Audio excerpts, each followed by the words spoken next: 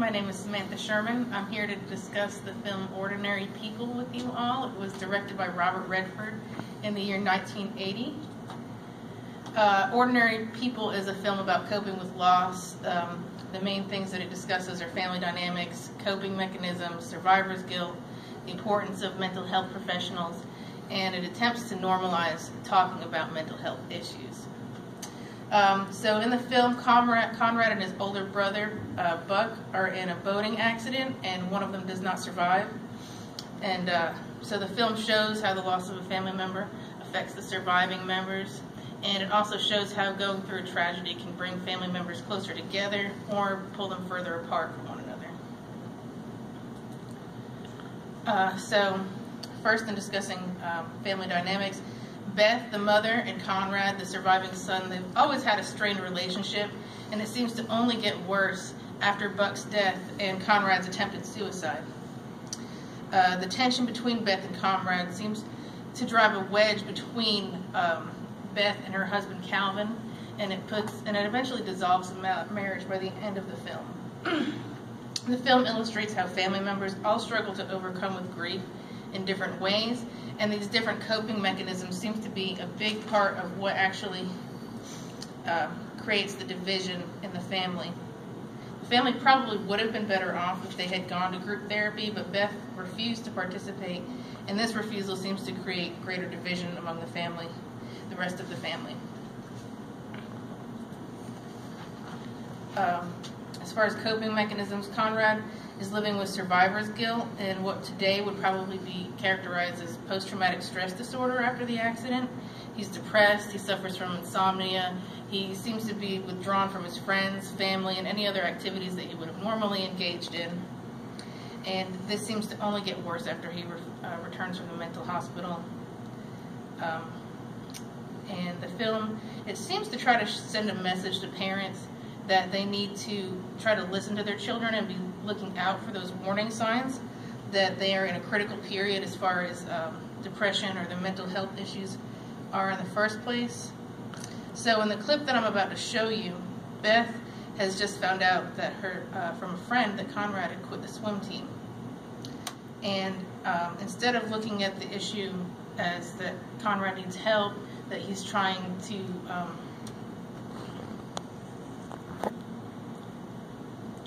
use this as a way to ask for help from his other family members, she takes it as an insult, that he's trying to do something behind her back to try to hurt her in some way, instead of looking at it as a red flag for the way his mental health is at the time. And the clip also seems to illustrate how there's a lot of friction between Beth and her husband Calvin as far as how they're trying to deal with Conrad and his issues.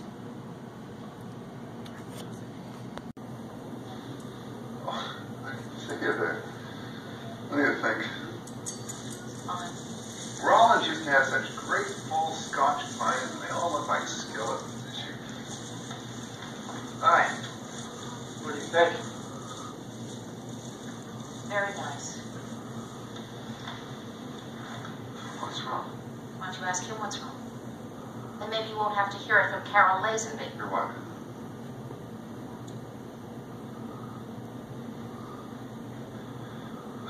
Dad, I quit the swim team. What? Carol thought I knew. Of course, why wouldn't I? It happened over a month ago. Quit what? Where have you been every night?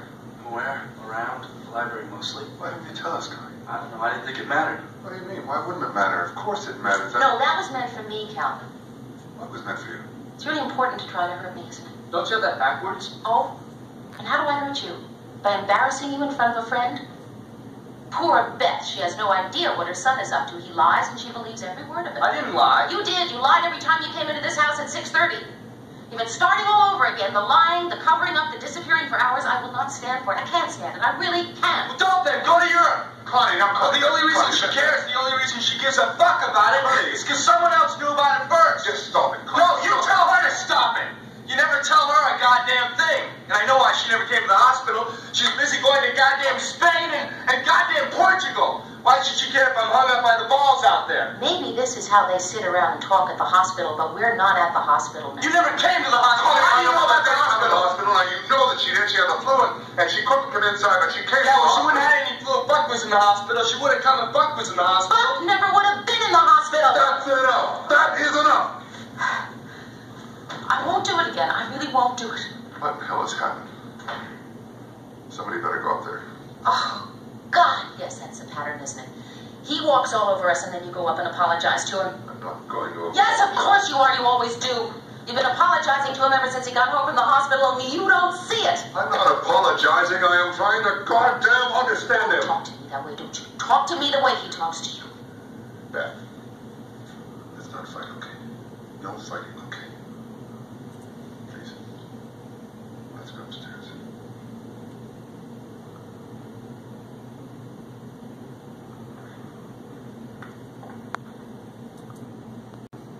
Alright, so Conrad is living with survivor's guilt after going through the accident. He's having a hard time forgiving himself with the accident, can't seem to let go of the memories.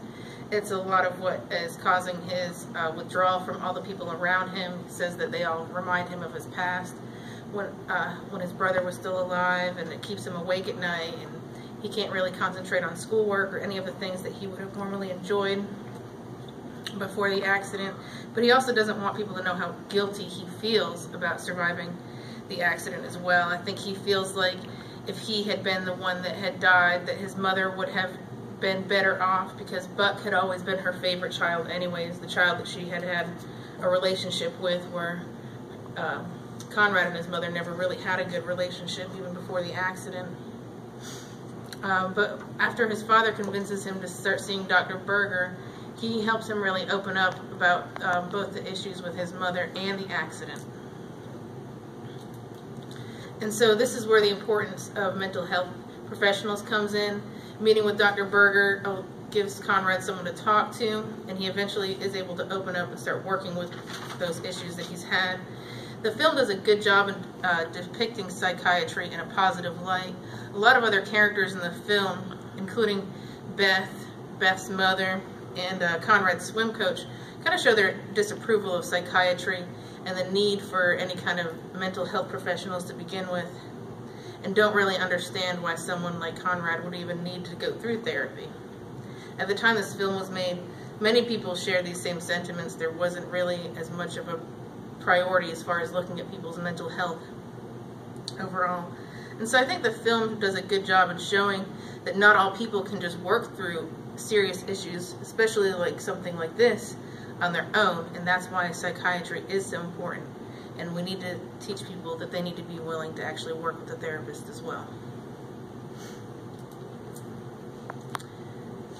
And in conclusion, Ordinary People is a film about that most families can identify with, even if they haven't been through something as tragic as the loss of a child or a sibling. I think they identify with the story of a family whose lives were at one point in perfect order, but then because of events that they could not foresee, their whole lives changed forever. All right. Thank you very much for listening to my presentation. I especially would like to thank my audience members who took time out of their day to be here. All right. Appreciate it.